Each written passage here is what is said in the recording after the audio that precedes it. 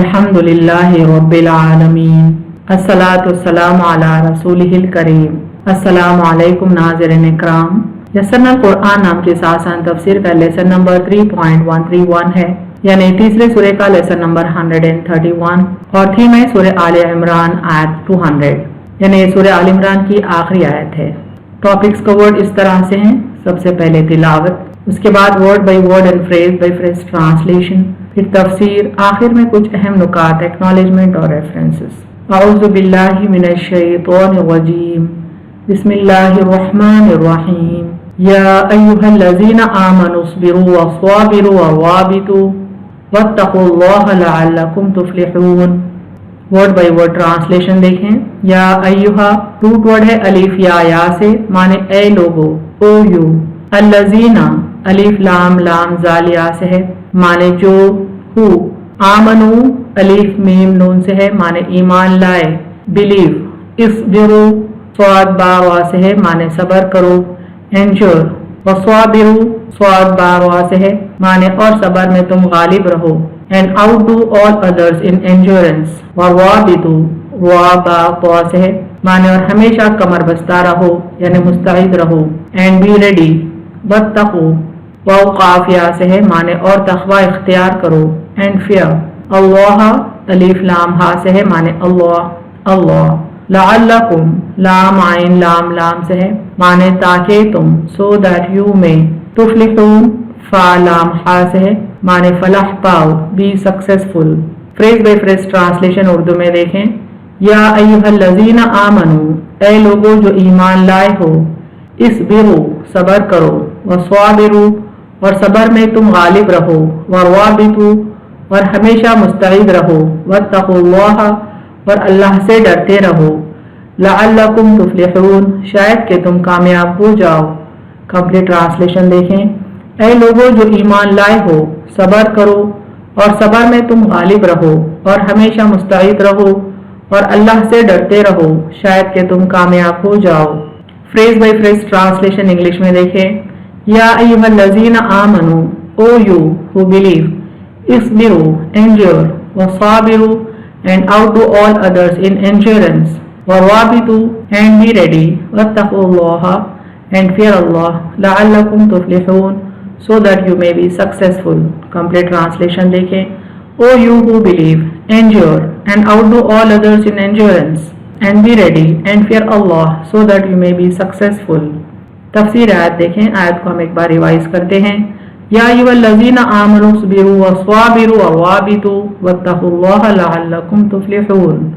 ऐ लोगो जो ईमान लाए हो, सबर करो और सबर में तुम गालिब रहो और हमेशा मुस्तईद रहो और अल्लाह से डरते रहो, शायद कि तुम कामयाब हो जाओ। इसका इंटरप्रिटेशन देखते हैं। ऐ लोगो जो ईमान लाए हो, इस्बिरू यानी सबर करो, तकलीफ को बर्दाश्त कर लो, जो सामने आ जाए उसे झेल लो, यानी हर किस्म की सिचुएशन चाहे वो कितनी ही बिट्टर क्यों ना हो, अल्लाह की रजा के खातिर बर्दाश्त कर लो, सबर से रहो। वस्वाबिरू और सबर में तुम गालिब रहो, यानी सबर मामूली सबर ना हो बल्कि दुश्मन से ज्यादा सबर तुम्हें हो, तुम दुश्मन पर गालिब हो जाओ, इस कदर तुम सबर करो। देखो दुश्मन भी मसाइब उठाते हैं और बातिल पर अड़े रहते हैं, तुम सबर में उनसे पीछे ना रहो, तुम्हारे दिल की कुव्वत हरगिज ना घटे, यानी तुम्हारा स्टैमिना वीक ना हो। दुश्मन चाहे कितनी ही सख्ती से डटा रहे, उससे ज्यादा सख्ती से तुम डटे रहो। वाबितू और दिल कड़ा करो, अल्लाह से रब्त रखो, सरहदों पर फौजें बांध रखो, आपस में इत्तेफाक से रहो, जाहिरी बातिनी दुश्मनों के लिए हमेशा तैयार रहो। यानी एक माने तो यह है कि हम अल्लाह से रब्त रखें, अपने आप को गुनाहों से पाक रखते हुए फिर सरहदों की हिफाजत भी करें और हमेशा हर वक्त दुश्मन के हमलों के लिए या दुश्मन से मुकाबले के लिए हम तैयार रहें। वत्तक़ुल्लाहा और अल्लाह से डरते रहो, लअल्लकुम तुफ़्लिहून शायद कि तुम कामयाब हो जाओ, ताकि तुमको फलाह व बहबूद मिले, कामयाबी तुम्हारी हम रिकाब हो, अल्लाह तुमको दुश्मनों पर गालिब करे। वाबितू की मजीद तफसील यहाँ हम देखते हैं।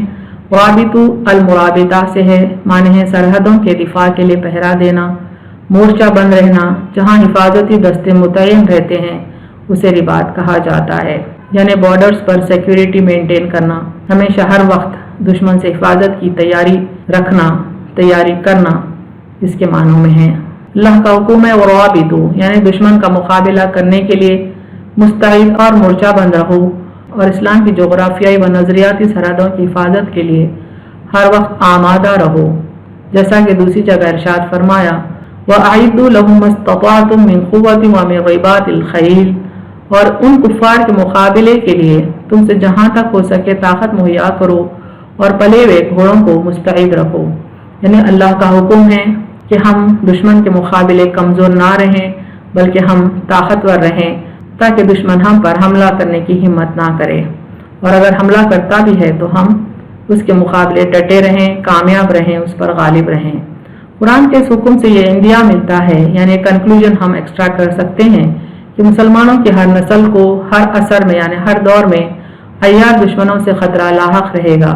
लिहाजा हर असर के तकाज़ों के मुताबिक यानी हर दौर के जो रिक्वायरमेंट्स हैं उनके मुताबिक असलहा यानी वेपन, सामान हर व दिफा की तैयारी और फराहमी दीनी फ़राइज़ में शामिल है। यानी हम जिस दौर से गुजर रहे हैं उस दौर के क्या रिक्वायरमेंट्स हैं, वो रिक्वायरमेंट्स को हम सेटिस्फाई करें, ये सेटिस्फाई करना हमारा दीनी फरीज़ा है।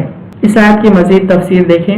ये आयत इस जलीलुल क़दर और अज़ीमुल मुरत्तब सूरह की आखिरी आयत है, यानी सूरह आल इमरान की बहुत फजीलत आई है आयतों में। इस जलीलुल क़दर और इस फजीलत वाली सूरह की आखिरी आयत है ये, और निहायत मुख्तसर और जामे अल्फाज में बताया जा रहा है कि इन चार बातों में दुनियावी और उखरवी फलाह व कामयाबी का राज पोशीदा है। चार जो सिफात अल्लाह ताला बताते हैं कि मोमिन बंदों में होना चाहिए वो है सबर, मुसाबिरा, रिबात और तक़वा। सबर का माने है नेक आमाल करने और बुरे आमाल से बाज रहने पर नफ्स को पाबंद रखना, यानी हमारे नफ्स पर कंट्रोल रखना, बुरे आमाल की तरफ उसे जाने न देना। मुसाबिरा के माने दुश्मन के पे दर पे हमलों के सामने फौलाद बनकर खड़े रहना, और रिबात कहते हैं नफ्स को नियत हसना पर आमादा रखना और जिस्म को इबादत पर कारबंद रखना। इसका आला मुकाम यह है कि इंसान जिहाद फी सबीलिल्लाह के लिए कमर बस्ता रहे और हथियार और घोड़ा गाड़ी तैयार रखे और नफ्स को नमाज का खोगर बनाए। यानी रिबात के दो माने, एक तो अल्लाह से ताल्लुक हमेशा कायम रखना, जिस्म को इबादत का पाबंद रखना, और दूसरी तरफ अल्लाह के हुक्म के मुताबिक अल्लाह की रजा के लिए जिहाद फी सबीलिल्लाह के लिए मुस्तैद रहना। तक़वे से मुराद अल्लाह के खौफ से अपने नफ्स और गुनाहों से पाक रखना। जब किसी फर्द या कौम में सिफात पाई जाती हैं तो रहमत इलाही और नुसरत खुदाबंदी उसकी पाज़मा होती है। यानी अल्लाह के हुक्म के मुताबिक अगर हम ये चारों सिफात अपने में समा लें तो तब अल्लाह ताला अपनी रहमत हम पर नाजिल फरमाएगा और उसकी नुसरत यानी उसकी मदद हमारे शामिल हाल हो जाएगी। मुश्किलात के पहाड़ अस खुद रास्ता छोड़ देते हैं, दुनिया में भी इज्जत नसीब होती है और आखिरत में भी सुरखरुई। यानी जो मोमिन बंदा इन चारों सिफात का हामिल होता है अल्लाह ताला उसको दुनिया में भी इज्जत देते हैं और आखिरत में भी उसको इज्जत अदा की जाती है। इब्न कसीर के कुछ पॉइंट्स देखें यहाँ।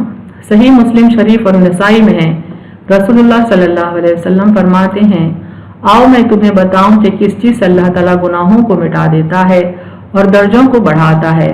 तकलीफ होते हुए भी कामिल वजू करना, दूर से चलकर मस्जिदों में आना, एक नमाज के बाद दूसरी नमाज का इंतज़ार करना, यही रिबात है, यही मुराबित है, यही अल्लाह की राह की मुस्तैदी है। यानी अल्लाह की राह में मुस्तैद रहने के एक माने जैसा भी जिक्र किया गया कि अल्लाह से रब्त कायम रखना। अल्लाह से रब्त कायम रखने का जो तरीका आप सल्लल्लाहु अलैहि वसल्लम यहाँ बताते हैं कि हर किस्म की तकलीफ में हम कामिल वजू करें, चलकर मस्जिद में आएँ और एक नमाज के बाद दूसरी नमाज का इंतज़ार करें।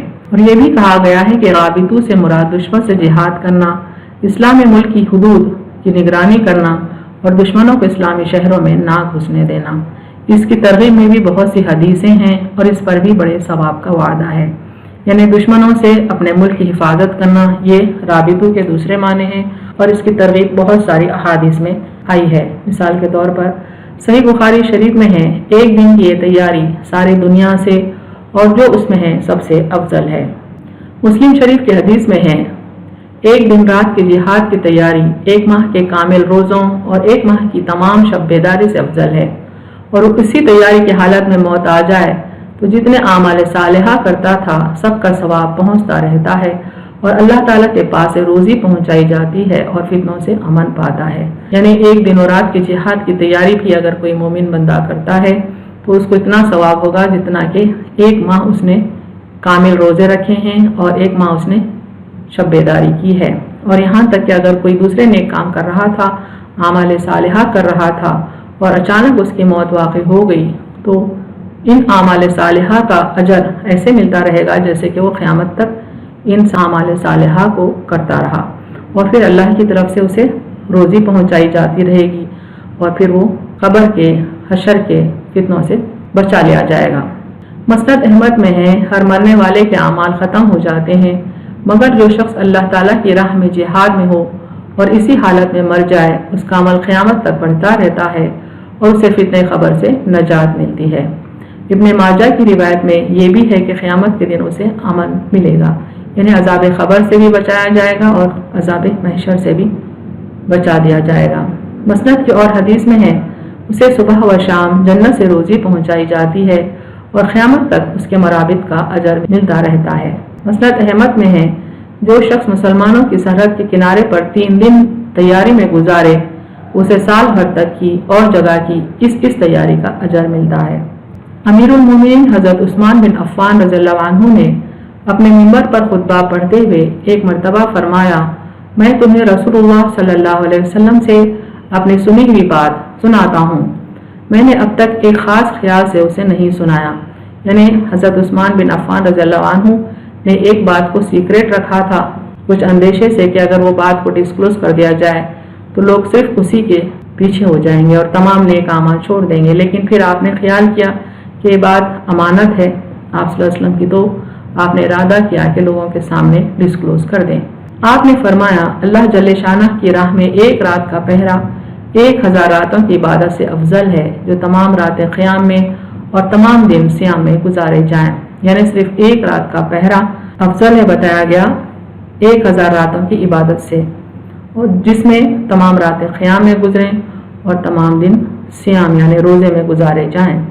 ترمذی شریف میں حضرت شرحبیل بن سمت محافظت سرحد میں تھے، یعنی سرحد کی حفاظت میں تھے، اور زمانہ زیادہ گزر جانے کے بعد کچھ تنگ دل ہو رہے تھے کہ حضرت سلمان فارسی رضی اللہ عنہ ان کے پاس پہنچے اور فرمایا، آؤ میں تجھے پیغمبر صلی اللہ علیہ وسلم کی ایک حدیث سناؤں۔ آپ نے فرمایا ہے، ایک دن سرحد کی حفاظت 1 مہینے کے صیام و قیام سے افضل ہے، اور جو اسی حالت میں مر جائے وہ فتنہ قبر سے محفوظ رہتا ہے اور اس کے اعمال قیامت تک جاری رہتے ہیں۔ آپ صلی اللہ علیہ وسلم نے فرمایا، اس آنکھ پر جہنم کی آنچ حرام ہے جو اللہ کے ڈر سے روئے، اور اس آنکھ پر بھی جو راہ اللہ میں شب بیداری کرے، یعنی ملک کی حفاظت کے لیے جو شب بیداری کرے اس آنکھ پر بھی آگ حرام ہے۔